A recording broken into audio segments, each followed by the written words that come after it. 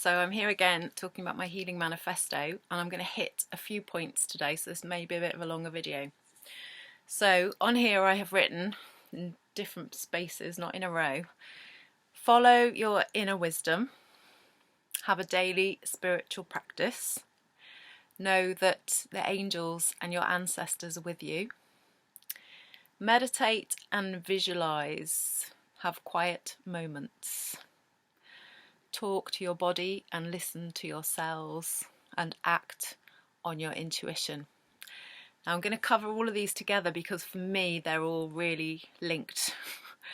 You can't really have one without the other. So I'll start with following your inner wisdom. I'm pretty sure every one of you watching this has had that experience of like a gut feeling, and sometimes you'll go with that gut feeling and sometimes you go against it. And I know if you're like me, if you've gone against it, there's probably a regret there that your body was telling you something. There was a little message going on there, and that's the crux of this whole Healing Manifesto, really, that our bodies are telling us things all of the time, but we don't listen, or we're too busy to listen, or we don't want to listen.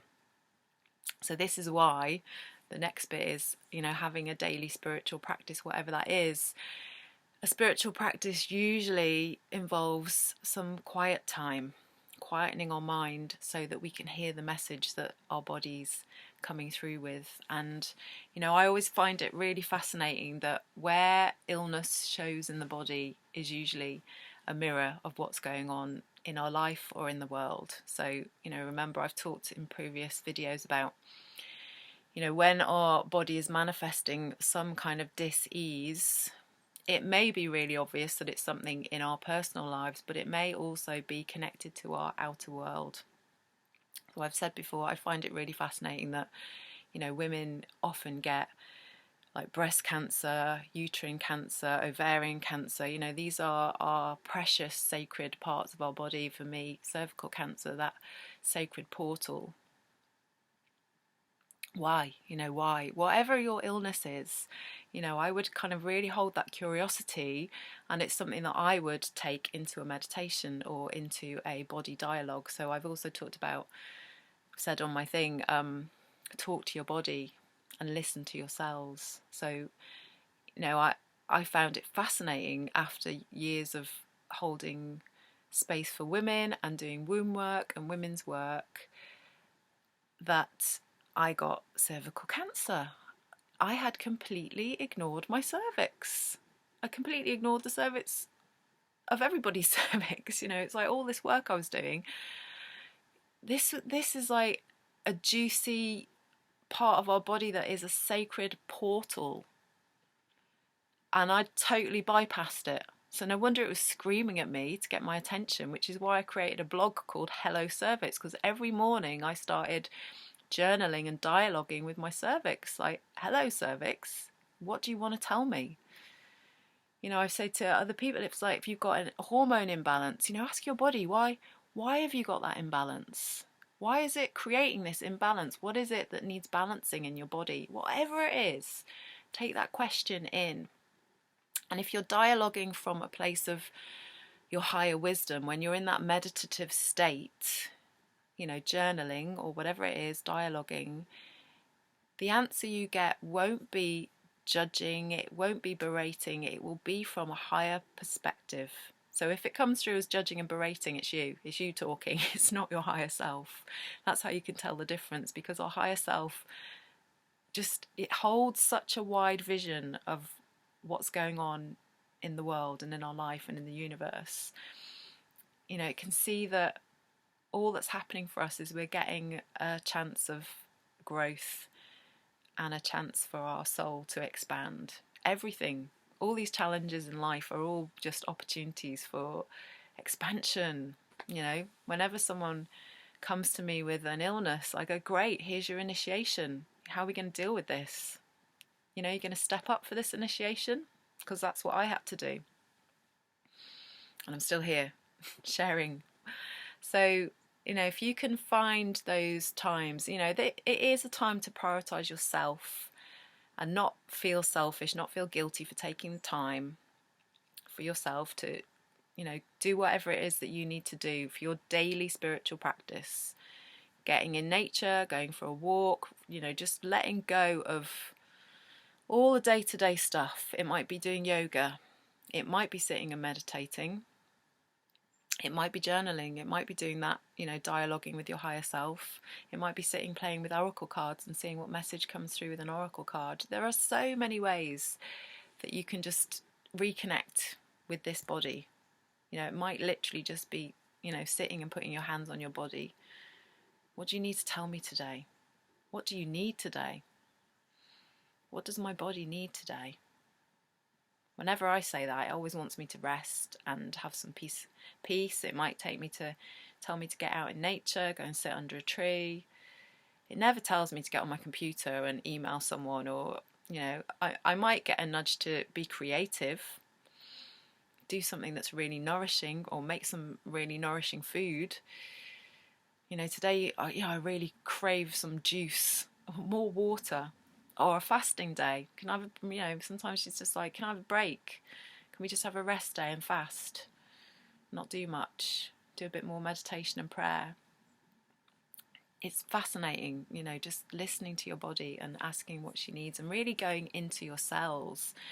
When I went into the cells of cancer, they just wanted some love. There was fear from the cell. I don't feel like the fear was from me, but the fear from the cell is, because they hold that imprint of like cancer gets nuked, cancer gets cut out, cancer gets eradicated. What about if we love cancer? What about if we, all the way through having my chemotherapy, I was talking to my cells just going, it's time for you to go. I've learned all I need from you now. It's time for you to go. Thank you. Thank you. And our cells are used to having a death. I mean, from the very moment of conception, when that sperm enters the egg, the sperm has to die to itself. Its tail drops off and it is transformed, it's transmuted. So that's what I was, really reassuring my cells, that they're being transmuted into something else. That's the journey of life. We're born and then we get transmuted into something else. Into, from a soul into a body, and then from the body back into soul, or whatever your belief system is. Which, since I'm getting woo-woo with all of that, let's talk about angels and ancestors. I had done a lot of work previous to my diagnosis with my ancestors. And for me, this journey of healing was just more digging away at, well, actually, I wasn't digging. I didn't do digging because I believed that I got to a certain point when I believed that I'd be shown whatever it was that I needed to work with. But I feel that what I was doing was a massive karmic clearing with my ancestors and my ancestral line, a massive healing, which is still continuing. I got a big message a few weeks ago about my dad's ancestral line and my relationship with my dad. So, it never ends. We're constantly working on this stuff. But I absolutely knew, I could feel it, that I was held. I was held by my ancestors. They were all rooting for me. Particularly my dad. I had a lot of inner dialogue going on with my dad, who passed away after having a rare form of leukemia. So yeah, and other friends that had passed away. So when I say angels and ancestors, I'm kind of calling in that whole soul family, really. I mean, I'd been raised Catholic. I had rejected that religion, but I'd always held on to the angels. I love my angels. When I got into doing Reiki, angels came in very strongly for me. My mum always said to me to call on Archangel Michael for protection. There's a whole array of angels that you can call on for healing. Gabriel, Raphael, they're all there waiting to support us. And I had lots of beautiful moments of feeling that angelic presence on my healing journey. And Mother Mary, Mary Magdalene, and Yeshua coming in very strongly as well, which I had to really I had to work on myself with that stuff because I was just so, this is about energy. It's not about religion. It's not about dogma. It's about really feeling the energy that these beings bring. So, I could go with the ascended masters, no problem. But, I that kind of energy, talking to people about Jesus and Mary, I prefer to say Yeshua, felt tricky. It felt like I was overstepping a line as someone who doesn't class themselves as a Christian. So it's just about being open. And ultimately it's about you and your journey, and actually it's no one else's business if they want to judge your deities that you decide to work with. I've shared it, I think, on my Patreon, a beautiful journey that I've done with where you connect to the creator and you have a conversation with the creator. Why not go straight to the source? And ultimately, who is the source but yourself?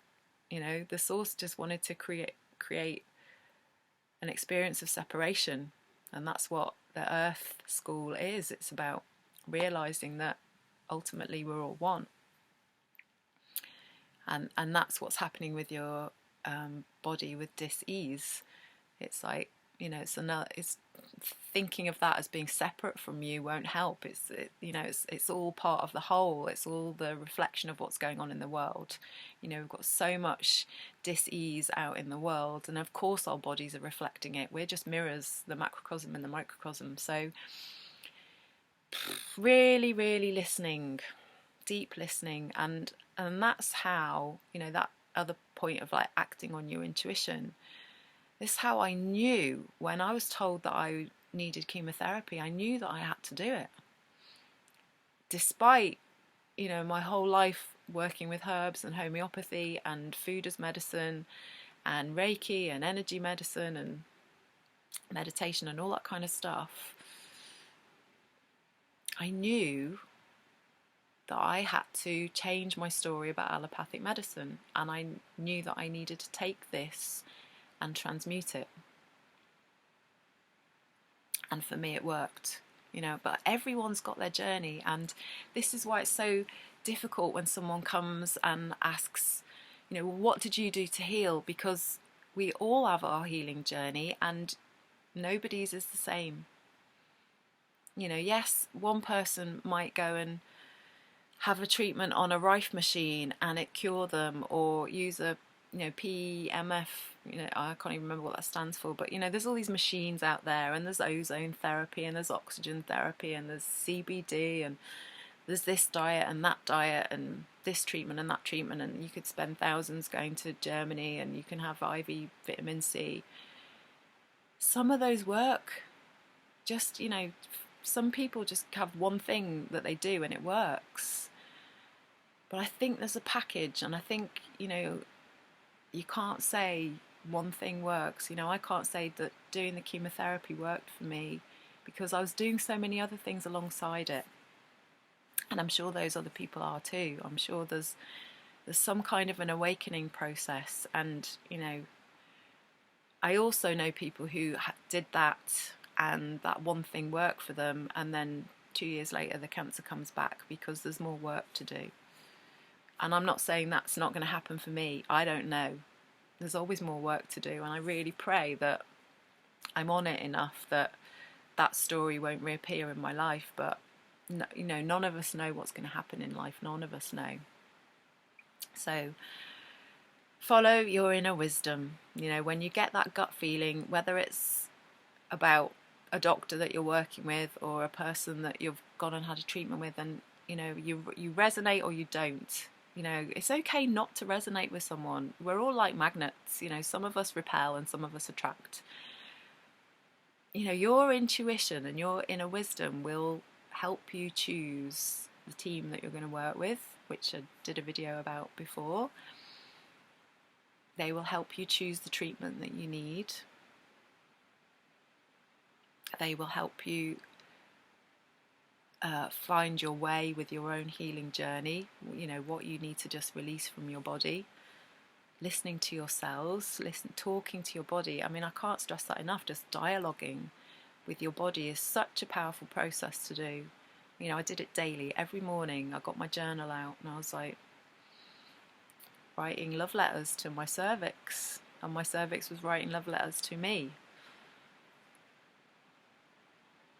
You can love yourself well if you really listen to your body and really listen to that intuition, and surrender to the support of the universe, surrender to the support of your angels, surrender to the support of your ancestors.